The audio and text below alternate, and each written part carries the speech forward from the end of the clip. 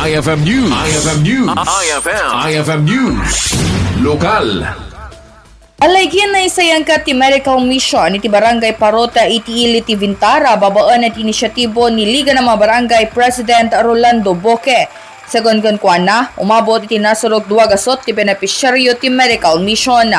Malagsi di direta na Naiwayat pa iti libreng gupita, libreng tuli, kan blood donation drive. May naig iti raytoy maragsakan na iti bumarangay agapot babaan iti nadakamat nga aktibidad kat narway dagiti natulungan. Naragsakan di kita kabaranggayak nga ada mit natultulungan mi panggip ti salon at apo iso sapay kumakit agtultuloy daytoy nga ganwat mi nga makatulong ti kabaranggayan na po. I think nasurok nga 200 ti naserbian nga medical ken ti libreng focus kit ada siguro ko mga 100 met nasurok ken ti libreng tuli kit ada sa inim nga nagpa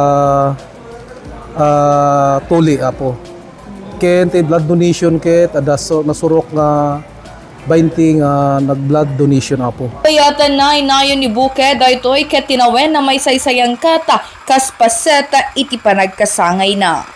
Para iti IFM News sa Idol Bernadette Toledo, Tatak IFM. IFM News. IFM News. IFM News. Lokal.